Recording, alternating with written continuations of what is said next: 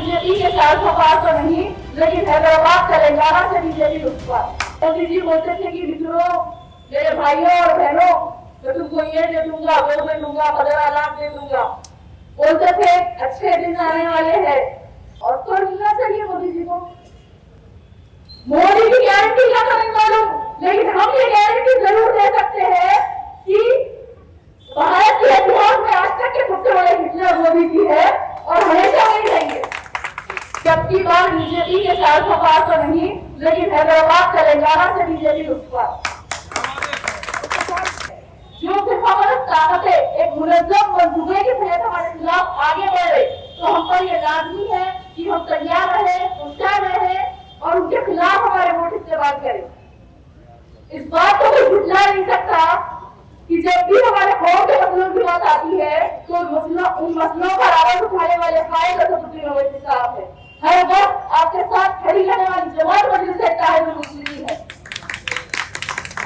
आज मुल्क के दूसरे रियासतों में मुसलमानों की कभी ईद के नाम पर गौरतंची की जाती है, तो कभी मुसलमानों को दाढ़ी टोपी देकर मारा जाता है, कभी मुसलमानों को यूरोपियन का शिकार बना दिया जाता है, तो कभी मुसलमानों के घरों पर बुलडोजर चलाए जाते हैं, कभी हिजाब को निशाना बनाया जाता है, तो कभी ब्रिटिशकारों के साथ नाइंसाफी की जाती है, कभी ट्रिपल तलाक कानून लाया जाता है, तो कभी यूनिफॉर्म सिविल कोड लाने की बात की जाती है, कभी सीए एनआरसी से मुसलमानों को निशाना बनाया जाता है, तो कभी आर्टिकल 370 हटा दिया जाता है, कभी हमारे रिजर्वेशन को खत्म कर देने की बात की जाती है, तो कभी हमारे शरीयत को खत्म कर देने की बात की जाती है, कभी हमारे मस्जिदों को तोड़ने की धमकियां दी जाती है, तो कभी हमारे मस्जिदों पर खुदराबाजी की जाती है, कभी नमाज पढ़ने से रोका जाता है, तो कभी अज़ान सुनने से रोका जाता है, कभी हलाल खाने का बंद करने की बात की जाती है, तो कभी हमारे मदरसों को बंद कर दिया जाता है, कभी मुस्लिम लीडर्स को जेल में डालकर जहर दिया जाता है, तो कभी मुस्लिम लीडर्स को खुलेआम पुलिस की हिरासत में गोली मार दी जाती है।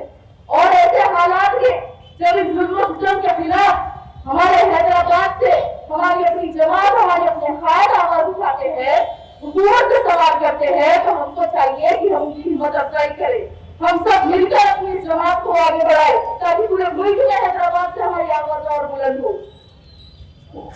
बेशक यकीनन हमारा ये इत्तेहाद, हमारी जमात मुल्क के पूरे रियासतों के माइनॉरिटीज के लिए एक मिसाल है कि जब भी हम मुत्तहिद रहते हैं तो हम कमजोर नहीं पड़ते। तो हमें इस इत्तेहाद को बरकरार रखना है, मिसाल को बरकरार रखना है, हमारी ताकत को बरकरार रखना है, क्योंकि इस हल्के से हमारा मुकाबला बीजेपी से है।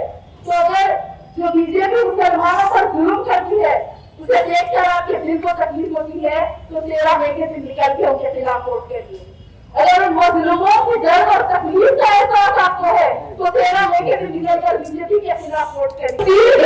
का जवाब देना चाहते हैं आप, तो 13 मई के दिन निकलकर वोट करिए। हमें यहाँ से एक बेहतरीन पैगाम पूरे मुल्क में देना है कि अब की बार बीजेपी के 400 पार तो नहीं, लेकिन हैदराबाद तेलंगाना से बीजेपी उस पार।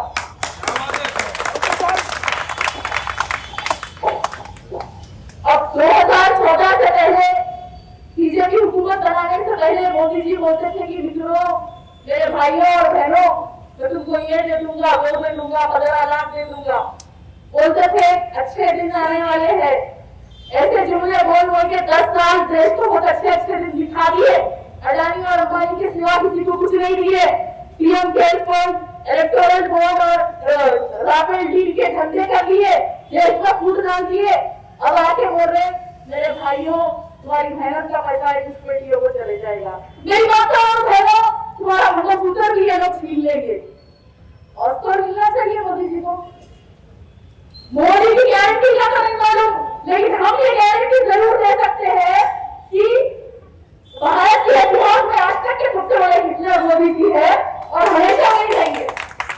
दूसरी गारंटी हम ये भी दे सकते हैं कि जैसा हम बचपन में फिल्म के किस्से सुनते थे, इंशाअल्लाह आने वाली नस्लें योगी मोदी शाह का किस्सा भी सुनेगी। और यहाँ भी जो बीजेपी की उम्मीदवार है, उनको बेचारों को भूख लग गई शायद, तो गर्मियों भरकता कर रहे, कैंसर की अच्छी कॉमेडी कर रहे। अब समझ में ये नहीं आ रहा कि रूरिंची हॉस्पिटल के ओनर है या पेशेंट है। थोड़े आराम से सुना था पूरे, तो 13 में तक और क्या क्या करना है नहीं मालूम। समझ नहीं आया तो बार बार बोल रहे। याद